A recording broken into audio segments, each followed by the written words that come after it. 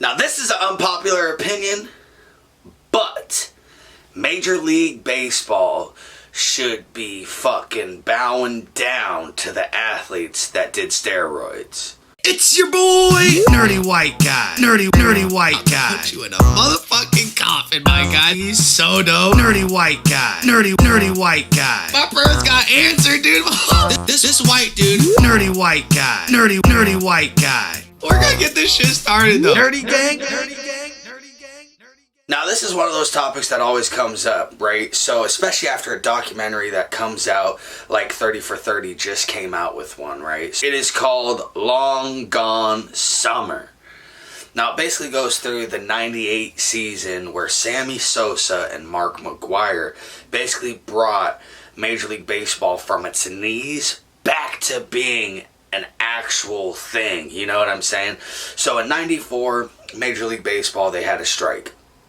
And there was no season. A lot of fans were pissed off about this.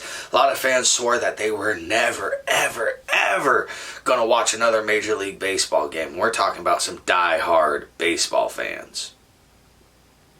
Now let's skip forward a little bit. We got fucking Mark McGwire smashing home runs ever since he gets into the league. I want to say he got into the league in like, let's say 88, 89, I think. Then he went to the Oakland Athletics, and then from there, I want to say he went to the St. Louis Cardinals. Now, when he was at the St. Louis Cardinals, they thought that he was just going to be like a one-hit wonder type thing. You know, they didn't know if he was going to stay very long. They thought he was basically going to be a one-year pony, and then get us some dingers. Let's head on home. See you later. We'll part ways. But he ends up staying a second season, right? And during that second season, I want to say is the 98 season where he hit 70 home runs. Sammy Sosa ends up getting like 66 home runs, which is absolutely stunning. They both broke God damn it. I'm going to end up switching up a whole bunch of names. Hopefully you guys can understand. But Maris, the dude's last name is Maris. And they ended up breaking his record of 61, man. There's actually like a biopic of him. It's called 61. I want to say it's like on Netflix or HBO or something. It talks about his record.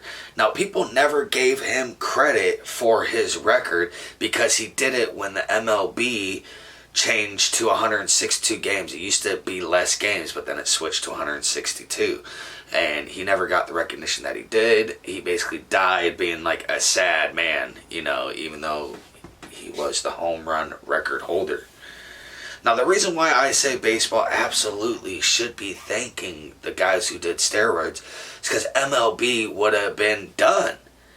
All the guys from the 90s, like in the heyday of baseball, when you got Sammy Sosa, Barry Bonds, Jose Canseco, fucking Mark McGwire, Alex Rodriguez, Ken Griffey.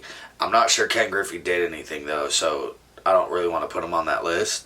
But dude, there was a lot of guys that were juicing up and making the game more fun to watch. There was pitchers, and everyone was doing it, it seemed like. And Major League did not give a flying fuck until like 2002 or whatever it was, after Barry Bonds ended up breaking the record. And everyone saw how he handled that shit, right? He handled that shit like a G. He's just like, hey, dude, I ain't fucking doing shit, bro. I ain't doing nothing. You guys can't prove it, nothing like that, dog. I'm just going to go out here and hit a couple more home runs while we're going through this court process. And he ends up breaking the record, dude.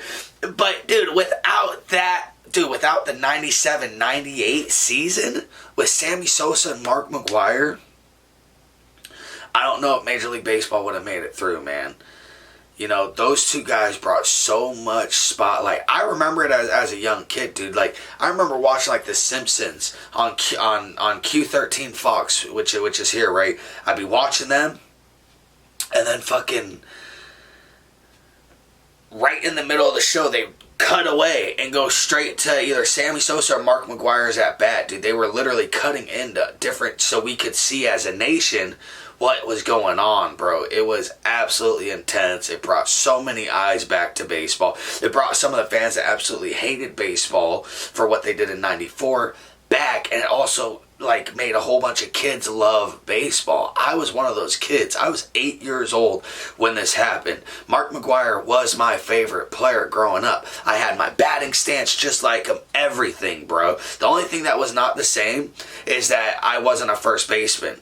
You know, I was a pitcher, but Mark McGwire was a pitcher as he grew up, you know, so like I kind of just correlated with him. And dude, baseball needs fucking steroids. If everyone is doing it, it's not illegal, dude. Look at the weightlifters, all that shit. The bodybuilders, all those guys.